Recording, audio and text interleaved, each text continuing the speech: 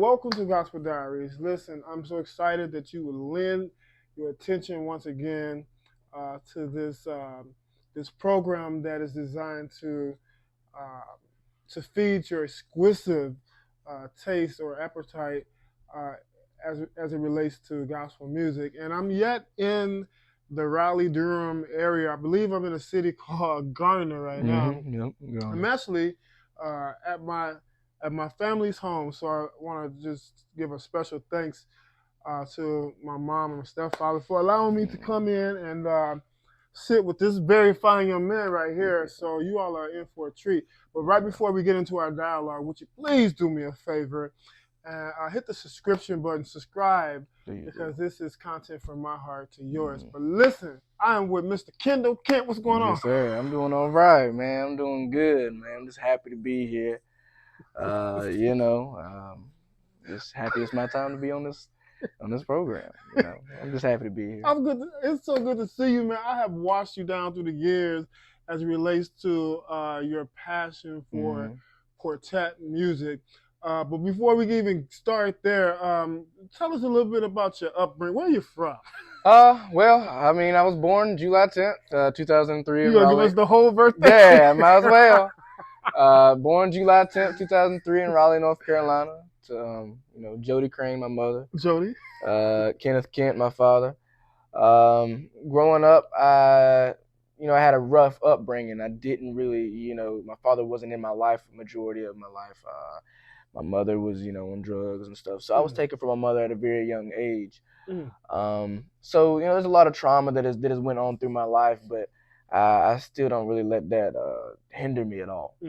I don't let that hinder me because it's just another page in my book. It is what has built me and it's truly built character in my life. I tell people all the time, when I tell them my story and tell them the things I've been through, they ask, you've been through so much, would you take it back? No, I wouldn't, because it has made me who I am. And I'm grateful that you have realized that at an early age that, the process of what you went through has helped you to develop your mentality today. And you do have a wonderful mentality, I must add. Thank you. So listen, how I came in contact with you, of course, is from your passion for good old quartet music. Right. Yeah. Right on Calvary to save our soul. That's a very strong passion it is. Very but strong. I was just chatting with you, and gospel music was not the origins of your love as it relates to music. So let's talk about how did you get it wasn't, man. And it's very interesting that I've always loved music. It didn't really matter specifically on the genre. When I lived with my mom, we listened to classical, Bob Marley, the Beatles, AC/DC. I mean, all different types of genre music. And I always loved it, but I was always infatuated with the bass lines. It didn't really matter what genre of music. I always just loved the bass lines. And as I got older and started, getting exposed to more music, I would hear people like Slim and the Supreme Angels. I remember that was one of my favorite songs was hearing them do By and By. And then I would go to, quartet programs with some of my family members and see them get up there on stage and sing. And I started, realizing like, this is some powerful music. Yeah. Truly powerful music. But it wasn't until that I was about 12, 13 years old, and I was on YouTube, and I was looking at bass singers. Just kept going through, and all I could really find was, Southern gospel, not our music, but, Southern gospel. And finally I found, traditional black gospel. And I found some bass singers that were in some of those groups. And I clicked on a song. It was I Shall Not Be Moved by the Harmonizing Four. And I fell in love with it. Just the tone of that man's voice. It was like listening to Sam Cooke, but just 2 octaves deeper. And I was like, man, I got to learn about this dude. I got to know about this dude. This guy right here is amazing. How come we're not talking about these people? And so I started doing my homework. started looking into who this guy was, who was in this group. So later on, I found out his name was James Leonard Jones. He was born July 10th, 1928. Mm-hmm. Same birthday as mine. Well, I have the same birthday as he does. Mm-hmm. But yeah, so I started looking into it. Like I said, we had the same birthday, and I said, this can't be too much of a coincidence, But I'm gonna keep searching. Mm-hmm. And like I said, his name was Jimmy Jones. Jimmy Jones was one of the greatest bass leads in black quartet. I mean, really, truly in any quartet history. Mm-hmm. Anything you asked him to do, he could do it. And so that's what hooked me. Mm-hmm. And after that, I just kept, pursuing this music. And then I started seeing doors open. And I started seeing people come to me, gravitate towards me. Mm-hmm. It has been a long and slow process, because there's a lot of people that didn't think it was possible that I could single-handedly revive a lost genre music. And it's still a work in progress, but I have a lot more followers than when I originally started out. Right. I had a lot more people tell me that it couldn't be done. Mm-hmm. Nobody cares about this music. Nobody wants to hear it. Nobody is even interested in this music anymore, or this style, especially the art of bass singing. Mm-hmm. It went out in the 1960s, and after that, quartet completely changed. Mm-hmm. But lately, at least, I've been focusing a lot on the acapella groups, what it was like singing without music. Because if you can sing without music and sound good, you can do anything. Yeah. You discovered this passion. Did it help to smooth the paths of life that you were on? So let's talk. Let's delve into that story. Let's talk about the trauma that you experienced as a child that you were alluding to at the beginning. So growing up, my mother had a lot of issues. She was already a recovering drug addict. My mama grew up with a very rough life. And her escape, just happened to be drugs. She wasn't just one of the people that just decided one day, hey, I'm just gonna go smoke crack or do this. She had a very rough upbringing, and no, that's not necessarily an excuse, but I do understand that, not everybody just wakes up and says, I'm gonna be a drug addict today. Sometimes that's just the way people they hide from their pain, or that's the only thing they know how to do. And my mama happened to be one of those people that got caught up in the worldly vices. And it happened to, she had 4 kids. The oldest is Bryant, then Cecilia, Sabrina, and me. All of us got taken away from her. I ended up living with my mom the longest. And like I said, even though my mama. What age was it when the state started? I want to say I got taken away from her at 8.5. 8.5. 8.5. It was February of 2012. February of 2000. Yep. So I was 8.5. Exactly. Actually, I was going to be 9 later on that year. I remember. So we got me and my sister got in a car accident. This is the story of how I got taken away from my mama. Like I said, she'd already been doing drugs. She'd already, not been being the best mama that she could have been. Yeah. And like I said, and I don't fault her. Like I said, I never, sit here and say, Mom, that's your fault. Da, da, da. Like I said, there was other worldly forces at the time controlling my mom. You see what I'm saying? The devil was really working on her. Now my mom is in a much better position now.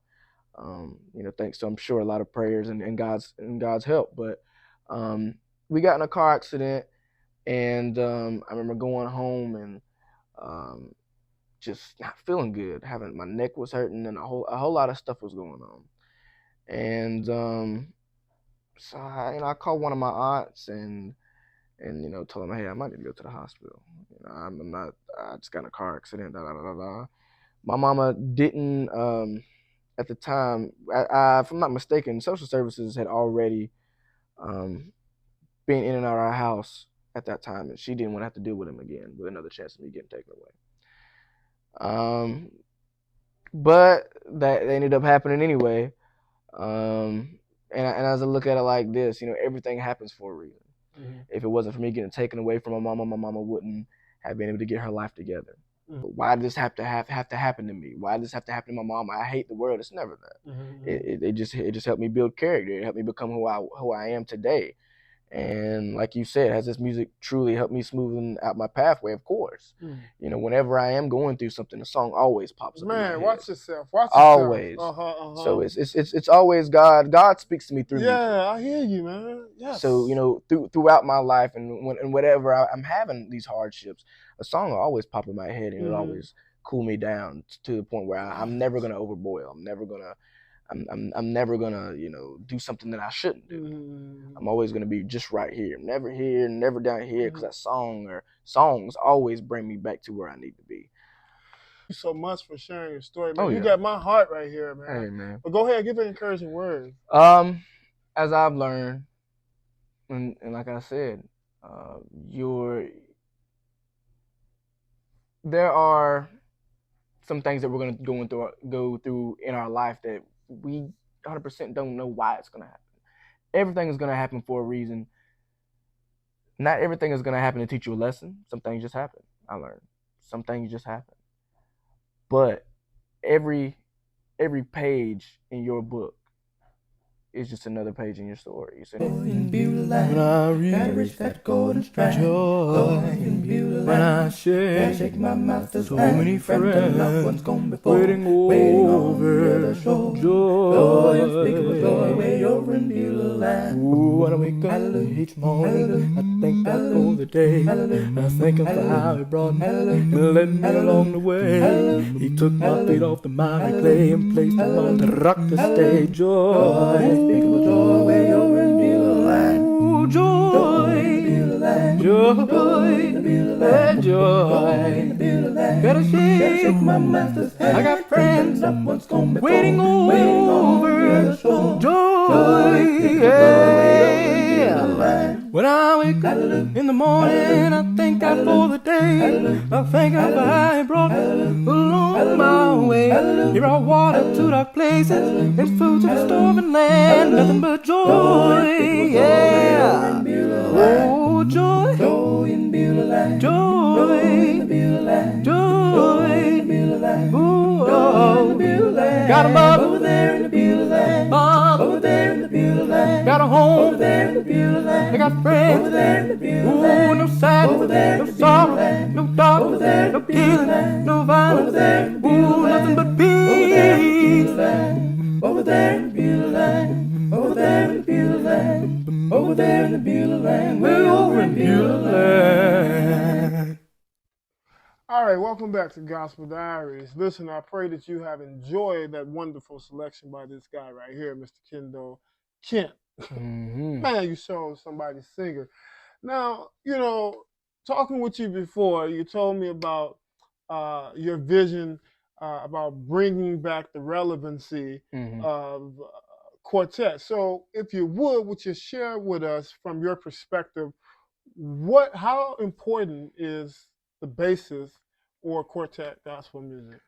I truly believe. I mean, quartet in general is just it's the grassroots of everything. That's kind of where everything came from. A lot of people don't know that. I mean, Al Green, Sam Cooke, all of them. I mean, Aretha Franklin, all of them came out of gospel, and even James Brown. He was a disciple of the Swanee Quintet. Everything came out of them. The Dixie Hummingbirds. A lot of people don't know they fathered the Temptations. Bobo, the bass singer of the Dixie Hummingbirds, he taught Melvin Franklin. So a lot of people don't know that a lot of the secular groups, everybody has to get their ideas from somewhere. It's just like basketball, you know. People are going to look up to Michael Jordan. Michael Jordan had to look up to somebody. He had to learn from somebody. Of course, he taught himself, but it's going to trickle down the line. You look up to somebody, you do what they do, and of course, you make your own path within that. But I feel like quartet has strayed away so far from what it used to be. Quartet in my opinion, it should be more about the voices than the instruments. Bass, baritone, your lead, your tenor. You don't need but so much more than that. Quintet, you know, of course, 2 leads, but you still have your bass, baritone, tenor. Somebody's got to be singing those parts. Nowadays, you have people just shouting, screaming, rolling over the floor. Which band can play the loudest? Which band is out playing this band? And then you start realizing, well, I ain't really heard nobody sing. I've heard people holler. I've heard people stand behind mics and quote unquote say they singing, but I don't really hear nobody truly singing. Especially without shouting and hollering and doing all these riffs and runs. Some people just can't even just straight up just sing, Mm-hmm. and you can really feel the anointing. Mm-hmm. You feel the power coming from it. Not just I'm here just to do this. You see them old Acapella Cortez before the guitar and the drums came in, the bass, keyboard, organ, all that. It was just your bass, baritone, first lead, second lead, first tenor, second tenor. Sometimes them groups would be 7 deep Mm-hmm. and somehow come together and sound amazing. Mm-hmm. So what I think that like I said, I'm gonna need a lot of help doing it. I just want to bring back the grassroots of quartet. A song, a go-to song that really is the epitome of the golden age of quartet as it relates to the bass, the baritone, first, second lead. Give us a few songs and explain those songs. So I Yeah. want them to check those out. The biggest one that I've been studying is a good acapella song by the Golden Echoes. Mm-hmm. I don't know if you're familiar with Wilmer Broadenax or Yes. Wilmer. Yes. Little Axe. Little Axe's Yes. first group that made themselves was the Golden Echoes, composed of James Ricks, who was a veteran bass singer. He sang with the Tascana Four, the Birmingham Jubilee Singers, the Flying Clouds of Detroit. But when he got with them, I mean, they really cut up. They really did the thing. And if you really take apart and listen to what they're doing, it was a song called "My Life Is in His Hands." Mm-hmm. And Paul Foster, who was the lead singer of the Soul Stirrers, was also on those recordings as well. So it was Little Axe, Paul Foster, James Ricks on bass, Eldridge Bostick was singing tenor, Jimmy Copeland was singing baritone. I'm gonna do it in my octave, doing it in my key, but and the way that they kept the timing of the group was very interesting as well. They would stomp. It wasn't more of a. It was more of a. It was like a bass, you know, a boom, boom, boom, boom, a tap, tap, tap, tap, tap, tap, tap, tap, and that's how they keep the timing of the group. Yeah. So he would come in. Whoa, you know my little life is in his hands, is in his hand, in his hand. You know my little life is in his hand. Boom, boom, my life is in his hand. Well, you can't make me doubt him. I know too much about him. Boom, boom, ooh, my life, boom, boom, boom, my life is in his hand. Ooh, life is in his hand. And they would speed it up, and you can hear in the background this the foot stomp, the tap, tap, tap, tap, tap, and you can feel the spirit come upon them. Yeah. And I'm just like, Lord have mercy. You know it. You know that what they're singing, they're feeling it. Yes. And it's just amazing to me. Like I said, you had the bass, you know. Ooh, my life is in his hands. And the baritone, life is in his hands. Ooh, life is in his hands. Lord, life is in his hands. Ooh, life is in his hands. You can't make me doubt. Lord, I know too much. And the part of the baritone is where the bass is not filling those gaps. The baritone or somebody else is going to feel it. And that was a thing that they did. Their baritone would have a call out part.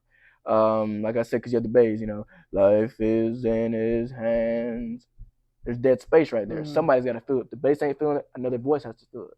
So that's what I love about the acapella quartets is they had nothing, but they made something. A lot of people think I go to the studio and record my music. This is where I record my music on. I plug my little headphones in. I'll put my mic here and I'll sing to my mic. Wow. And people think I sing in the studio, and I don't. So like I said, I mean, people when they really like see what I'm working with, they're like, you don't have anything. I'm like, no, I don't.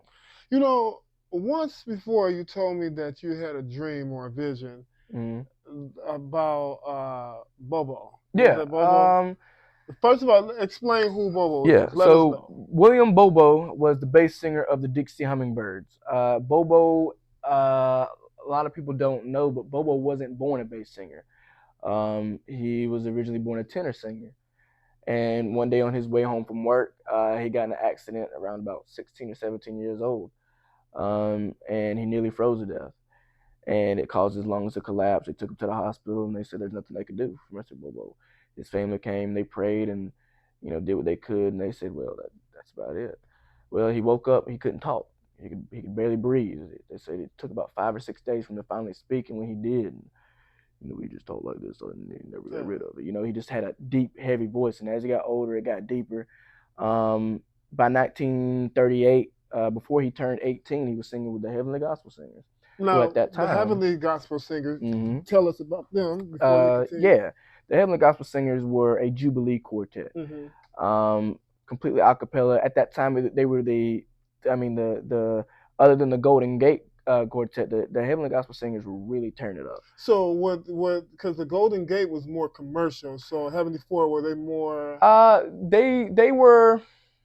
Yeah, you could say they were more commercial, but the Heavenly Gospel Singers came out in 1935. They were a little, they came out a little earlier, and they were doing a little bit more locally. Right. Okay. You know what I'm saying? There's records out there. I even do a good job of posting them on my YouTube channel. Kendall Kent. I've been posting them a lot lately. Been remastering those old records, getting them to sound better. Yeah, man, that's what I love doing that. I love doing that. Just making them sound better, making them clear, because people really need to hear what these guys are doing. Especially Jimmy Bryant, who was a bass singer of the Heavenly Gospel Singers. He was a baritone like myself, and he taught himself how to sing a totally different style of bass. He did not have that true bone bass voice where he could, he could really just bellow out those deep notes and get them all around. He kind of growled them out. And noting how I beats to that city and 4 square wide. The way he would breathe, everything was in timing. So if you really take apart what Jimmy Bryant was doing, he was a true pioneer of bass. He was actually the one that made it how gospel singers like to go out in the crowd and sing. Yeah. Before then, people would just stand at the mic or they would stand there. Jimmy Bryant, a bass singer, was the one who made it popular to go out in the crowd and sing and lay hands on people and actually go around and jump on pews. He was the one that did that. A lot of people don't know that. So Jimmy Bryant of the Heavenly Gospel Singers was the one who brought that stepping out from the stage and going out in the crowd and singing. He was the one that introduced that to people. Later on, he left and he joined the Dixie Hummingbirds. The Heavenlies needed a replacement, so they found Bobo. Okay. Bobo was about 17 years old at the time. I believe his first record with them was a song called "Oh Jonah, Go Down to Nineveh." Says the Lord, won't you go down to Nineveh? Says the Lord. And they then do this chant in the background. And while they do a chant, the lead is rapping. They woke up Jonah, they woke him up one day, stuff like that. That's the one they did a video of that one, right? That's the Jubilaires. Okay. That's the Jubilaires. They did Oh Noah, but it's pretty much the same song. But as I was listening to it, a lot of them groups would always have different chants in the background. Like on Noah, God's going around on the rain and tide. Well, God's going around on the rain and tide. Well, stop, still, don't you listen to me? And he start rapping, God's going around, and they get a little quieter. But the way Bobo would do it, Bobo would just always sing with pure power. I can tell you their favorite drink, their favorite snack, what they like to do, their favorite words. That's just because of how much I love these guys. And your retention level is quite amazing too. Yeah, I mean, I have on this phone alone, I have over 200 songs just from Bobo. Really? From 1938 to 1974, just of Bobo. And I have plenty of other bass singers: Henry Bassard, Jimmy Jones, L.S. Johnson. Like I said, Jimmy Ricks, not Jimmy Ricks of the Ravens, who was a secular bass singer, but James Ricks of, those quartets I mentioned earlier. Marvin Stargell of the Golden Gospels, who were another acapella quartet. I mean, there are so many bass singers that we have never actually got a chance to really. We always go and talk to the leads, who, in my opinion, they're just as important, yes, but the background is just as important. You got to finish telling about the story about the dream about Bobo. Yeah. So, I want to say I was about 16 years old. This is before a very good friend of mine, Jerry Zoltan, wanted to interview me and put me into that Dixie Hummingbirds book. I don't know if you read that. He sent it to me. Yeah. I didn't finish it, but I didn't see your name, so he must be somewhere in the middle. Yeah. Shout out to Jerry. Shout out to Jerry, man. He I want to say during. It might have either been a little bit before or during while he was interviewing me. I had a dream one night. I laid down and went to sleep, And like everybody else, it's pretty normal. You lay down and go to bed. But no, I got a phone call in my dream, and it was Ira Tucker. Hmm. He said, "Hey, I heard you looking for a bass singer, Mr. Bobo." That's what Ira told you. Yeah. Okay. I said, "Yeah, I'm looking for Bobo. I've been looking for Bobo. Where Bobo at? Where you at? Where Bobo at?" Well, he can't come to the phone right now. That's what he said? Of course. But I can talk to you about him. Bobo didn't like talking to people. Really? Bobo wasn't really. Bobo didn't even like going up and introducing the songs. They wanted Bobo to sing lead a lot more. They wanted Bobo to go up and, thank you everybody. Our next song, Right. just to hear his voice, because it was so rich, it was so powerful that even when he spoke on the mic, it vibrate the floors in the churches and stuff. But he just didn't want to do it. He was a very laid back kind of guy. He liked to show out from the background, kind of like myself. Mm-hmm. I mean, you asked me to do something, I'm going to do it. I'm gonna play my role. Bobo was the same way, except he just did not like to be the center of attention. Mm-hmm. So I can understand that. But yeah, so Tucker told me that in my dream, I asked a whole bunch of questions, and every question that I asked, you had to answer. I said, "Well, how tall was Bobo?" Bobo was about 6'4". I said, how did Mr. Bobo get his voice? Because I read that. I was told that Bobo, was on his way home from work and found out that wasn't the true story. I said, well, that's what I've read and that's what I've heard from everybody else. Well, long story short, Bobo was in the world of sin and wasn't getting his life right. And long story short, Bobo was doing some things he wasn't supposed to be doing. And God had to get him for that. And he lost that tenor voice, and God blessed him with a bass voice. From what I was told in my dream, Bobo was messing with a married woman at a very young age. And when their husband was coming home early that one day, it was snowing outside, so they let him off of work early. Bobo hid up under the bed, and the man said, "I know there's somebody in here. I'm gonna go get my gun, and when I come back, that N-word better be gone." And he was gone all right. Bobo hopped up out the window, started running, and old man started chasing him with the gun, tried to shoot after him. And Bobo, back then they had outhouses. They didn't have in-house bathrooms.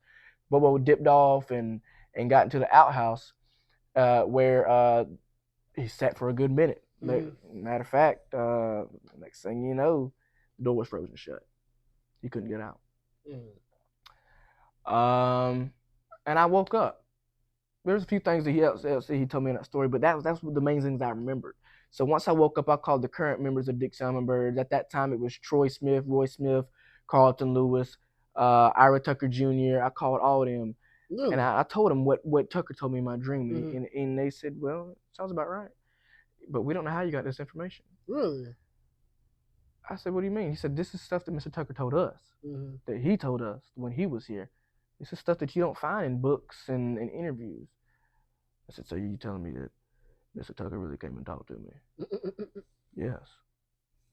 We're going to get you in contact with Mr. Bobo's grandson. And he finished off that story. He told me that, the only thing that you're missing is that he actually, the door to the outhouse was frozen shut when you tried to get out, and you couldn't get out. And later on, they pried the door open and saw Bobo in there just butt naked, frozen to death, pretty much. Because, he was, like I said, he ran out the door. He didn't have no time to put no clothes on. It was snowing outside. That man said, if that N-word is in there, he gonna get shot. So Bobo ran for his life. He was only about 16, 17 years old. He was a young man. Like I said, so they took him to the hospital, and like I said, he didn't have a voice. He wasn't even breathing. And like I said, they prayed for him, and finally, I guess the Spirit of God said, you can have your life back, but you got to serve me. And that's exactly what Mr. Bobo did. Mm. And so from that point on, he was known as Mr. Bobo the bass singer. His uncle taught him how to sing bass. Bobo's uncle was also a bass singer. So a lot of the guys, that he was friends with, worked with him and taught him how to sing bass. But Mr. Bobo, I've always felt very, very closely connected to, because he was different. Mm-hmm. Without the foundations, what can the righteous do? Mm-hmm.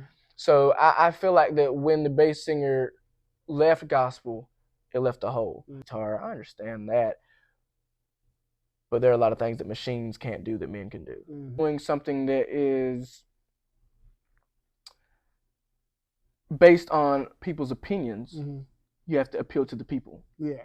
So I can't go up there and sing, "Oh, I am bound for Canaan land." That's not what they want to hear. They want to hear, "I was born by the river." That's what they want to hear. Yeah.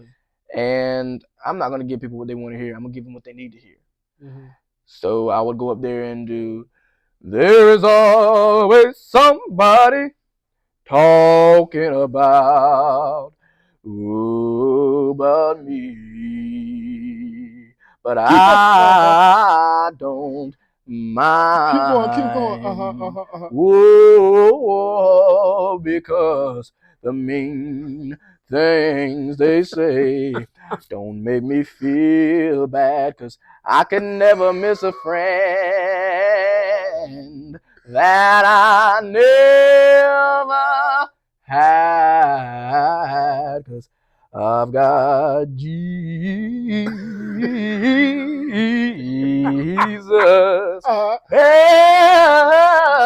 What? That's enough. And I'm happy that I was given, because I've been on several talent show stages where, like I said, my audition was always in gospel, but they would tell me, you can't sing this and win a talent show. And I tell them I don't care. Mm-hmm. That's not what I'm here to do. I'm not here to win.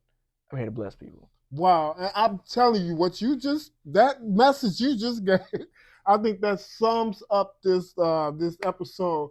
Dude, give me a handshake. You are the best. I promise you. Yeah, okay. I mean, I'm a little scatterbrained, so of course I'm gonna jump around here and there, but you are good. I'm just excited, and anything that I'm very passionate about, I'll sit here and talk your head off for hours, and I'll hop from here to here to here because I'm just so excited. I don't really get to talk about this with people. We'll get to share, what I've learned of Bobo and all of them, and my gift. I don't really get to share my craft and my passion, often. So very often I do get carried away, and I'll talk to people that don't really understand, and they'll get tired of me talking, and I'm like, it doesn't hurt me because you don't understand. I can already tell you what I want because I've been doing it before you even came along. I've been singing all my own parts. I've been my own group. Yes, I've been doing this since middle school, and every day I get better and better, and that's the thing that scares me. I get better. Don't let it scare you. Every day, man. Don't let it scare you. I learn more and I get better. I get more comfortable. Yes. Every day. But then the thing is I have all this, but nobody to teach it to. Oh, you good? You got. But it's gonna take time. It's gonna take time, and because sometimes my biggest fear is that this is not. I'm not gonna say it's not what it's meant for me to do, but for example, you have fathers that grow up wanting to be NBA players, right? And they never really make it to the NBA, but they end up going on being coaches or having children, and their children going up, and end up being in the NBA. And I'm sure, of course, that's great for the father, and great for the son. But I don't want you. I guess what I'm trying to say is I don't want me to work this hard for no reason. And I'm very 100% sure that none of this is being done in vain. None of this is going to go unseen. But I'm scared that I can't one day make money off of my dream. I don't care about making money. I don't. I tell people all the time, I've been invited to so many festivals in North Carolina, sang at them, and next they've handed me a check, and I'm like, what's this for? Because I really could care less about the money. Right. I know I need it. It is a necessity to live in this world. But I could sing for free and share my gift with the world, and not make a dime. It would make me so happy just to have a group, travel the world, and still be broke. I hate to say it, I'd still be happy. But of course, when I hear my music, I know I'm blessing a lot of people, and I know I'm a blessing to a lot of people. I know there's a lot of people that need to hear this old style of music. I have almost 8.5, close to 9,000 followers on TikTok that tell me every day of how great I am.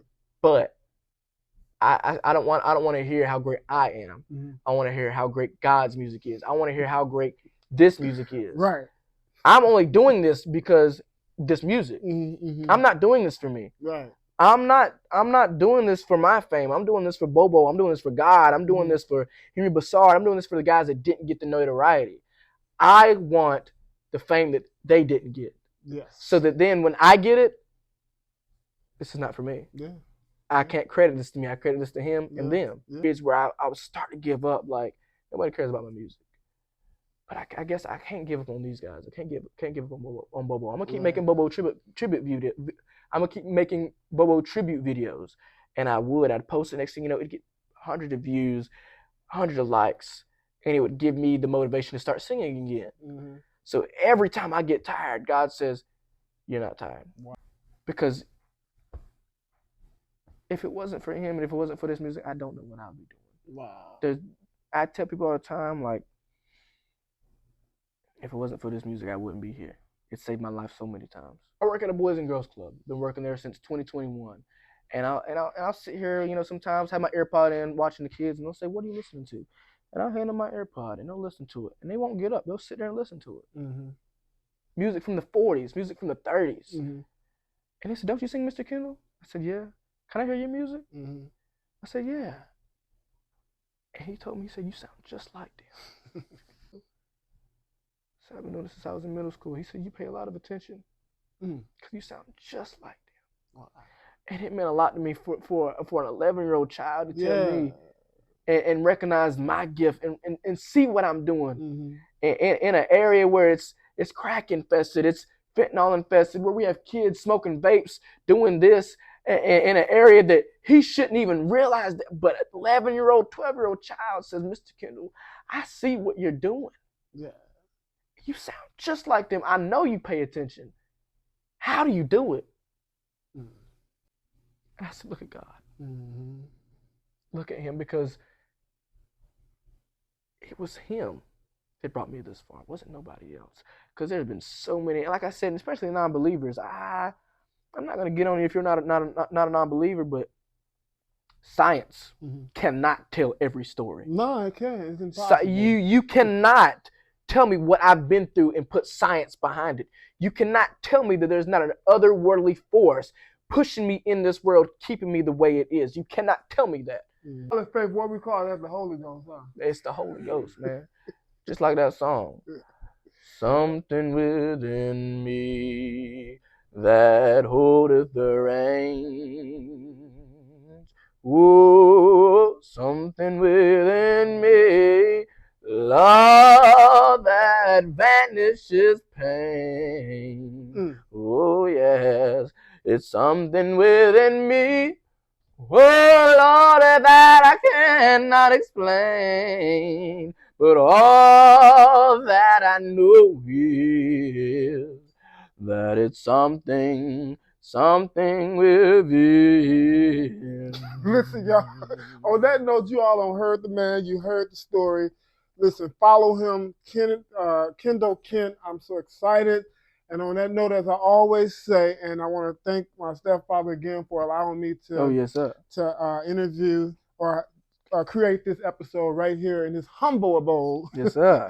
And as I say always, love on someone and you will change your life. You never know, that smile that you wear just may be the ingredient that someone may need to put that gun down and say that I can live another day. So be courteous and be kind. That's it. And I'll see y'all later. Bye.